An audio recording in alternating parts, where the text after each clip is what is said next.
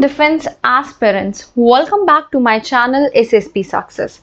Today we are going to cover an important topic that was in the news, and it's about German Chancellor visit to India for enhancing deeper ties with our country. It's very important for your upcoming SSP, AFSP in terms of GD, leg straight and international relation.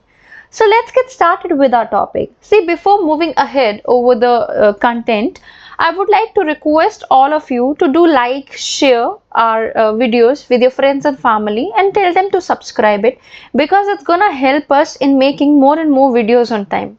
And trust me, we are putting a lot of effort कि हम आपके SSP perspective से important content provide करें. I hope you understand. Okay.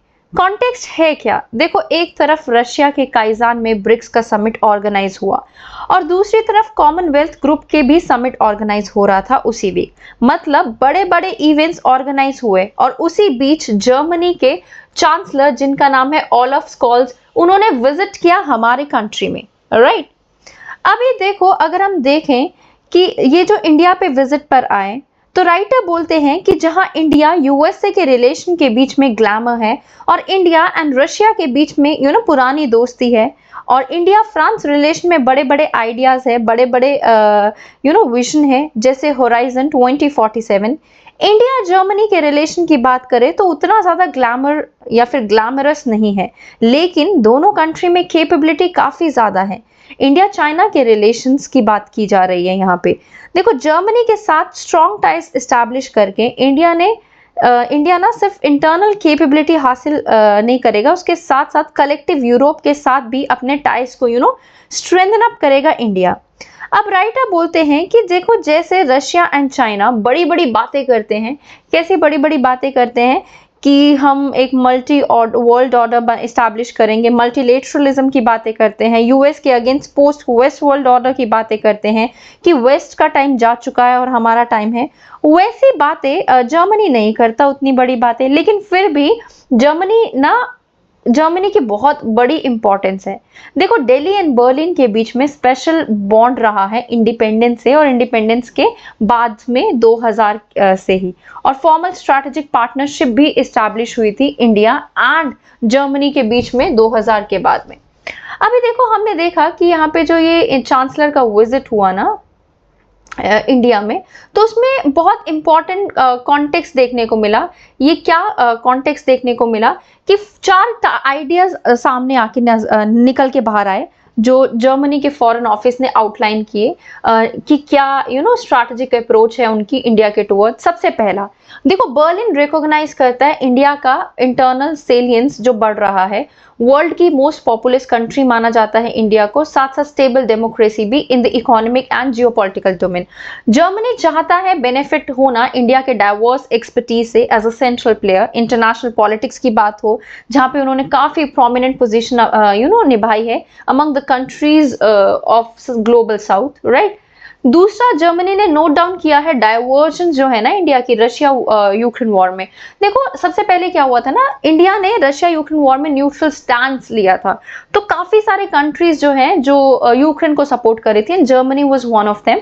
वो India के against जाके India से मतलब फ्रस्ट्रेट हो गई थी कि इंडिया क्यों कोई स्टैंड नहीं ले रहा है, और क्यों जर्मनी के साथ नहीं आके यूक्रेन के साथ आके नहीं खड़ा हो रहा है, क्यों रशिया को क्रिटिसाइज नहीं कर रहा है, इंस्टेड ऑफ दैट उनसे ऑयल ट्रेड ये सब किए जा रहे हैं. लेकिन जैसे जैसे वॉर को टाइम होता गया, सबकी प्रायोरिटीज चेंज हो गई. जर्मनी भी अभी इतना वॉर पे फोकस नहीं कर रहा है, और जर्मनी वॉर की वजह से अपने टाइज खराब करने की नहीं सोच रहा है दूसरे कंट्रीज के साथ. और अभी तो देखो, इंडिया की तारीफ की जा रही है हर जगह, क्योंकि इंडिया पीस एस्टैब्लिश करने की कोशिश कर रहा है. इंडिया ने अपने नेशनल सिक्योरिटी एडवाइजर को भेजा था पुतिन के पास एक पीस डील लेके. राइट. अभी उसके बाद देखो, बर्लिन ने वेलकम किया इंडिया गवर्नमेंट का रिपीटेडली, और अपना एक्सप्रेस दिखाया कि वो हमारे साथ काम करना चाहते हैं, किस तौर पे पीसफुली वॉर को एंड करने में. इंडिया एक इंपॉर्टेंट कंट्रीब्यूशन प्ले कर रहा है यहाँ पे. राइट. तीसरा पॉइंट, उन्होंने ये अंडरलाइन किया कि क्या इंपॉर्टेंस है डीपर इकोनॉमिक टाइज की इंडिया के साथ, राइट, किसमें बढ़ते हुए टर्बुलेंट या फिर बढ़ते हुए इंडो पैसिफिक में एक मेजर ब्रेकडाउन हुआ है फ्रॉम ट्रेडिशन, जब चाइना बोलता है एशियन इकोनॉमिक पॉलिसी में चाइना फर्स्ट। तो ये 4 डिकेड से या फिर हम कहिए जो डीप कमर्शियल एंगेजमेंट है चाइना के साथ, वो कार्ड्स पे तो नहीं है, और बर्लिन जो है खुद को डाइवर्सिफाई करना चाह रहा है इकोनॉमिक रिलेशनशिप के कॉन्टेक्स्ट में चाइना से, और इंडिया उनकी टॉप प्रायोरिटी हो सकती है।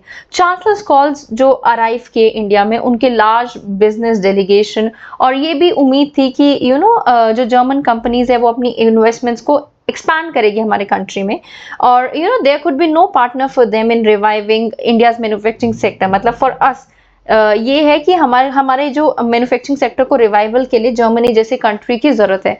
चौथा पॉइंट, जर्मनी चाहता है स्ट्रॉन्ग सिक्योरिटी पार्टनर, राइट, और जर्मनी है बन रहा है इंडिया के लिए। जो full range of defence diplomacy है ना, वो टेबल पे है, जहाँ पे prime minister Narendra Modi chancellor Scholz से मिले थर्सडे को। उन्होंने कंसल्टेशन की बिटवीन सिविलियन डिफेंस एस्टैब्लिशमेंट और मिलिट्री एक्सचेंजेस पे बात की गई, रेसिप्रोकल एक एक्सेस अरेंजमेंट पे बात की गई इंडियन आर्म फोर्सेस के बीच में और जर्मन काउंटर पार्ट के बीच में, जो कि अपनी प्रोफाइल को रेस करना चाहते हैं इंडो पैसिफिक में।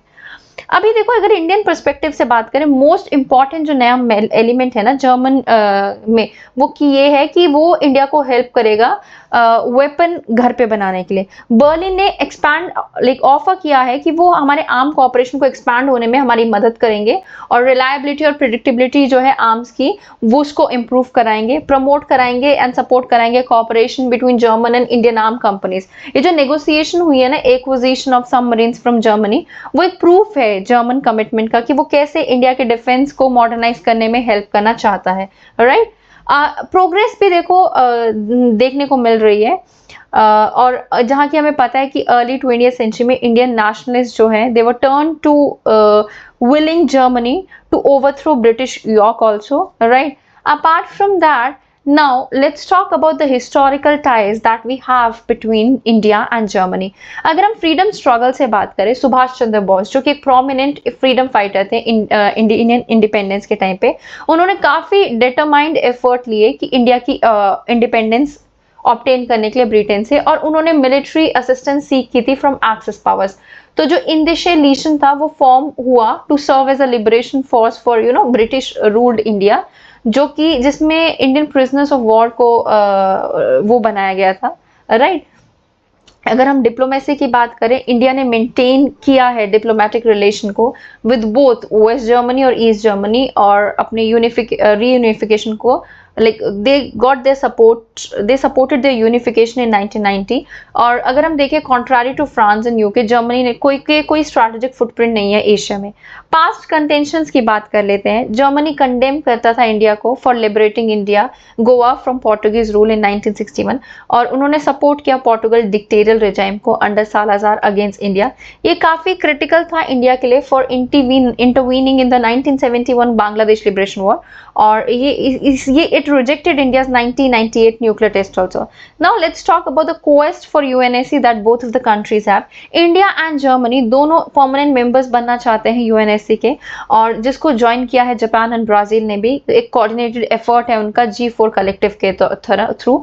Now let's talk about the cultural ties. देखो, जर्मनी ने सपोर्ट किया एजुकेशन कल्चरल प्रोग्राम्स को इन इंडिया, एंड जर्मनी ने एस्टैब्लिश किया है IIT मद्रास। दोनों गवर्नमेंट ने एग्रीमेंट साइन किया और अपनी कोऑपरेशन बढ़ाई। Supply of technology and resources की बात की गई over the decade, so that institution को एक्सपैंड किया जा सके। Next we have trade and investment. Germany जो है इंडिया का लार्जेस्ट ट्रेडिंग पार्टनर है यूरोप में, and Germany is 8th largest foreign direct investor also in India. Alright, so guys, that was all. I hope you like the video. If you like it, do like it, share it, and subscribe our YouTube channel SSP Success. Your likes and comments motivate us to make more and more videos on time. Thank you everyone.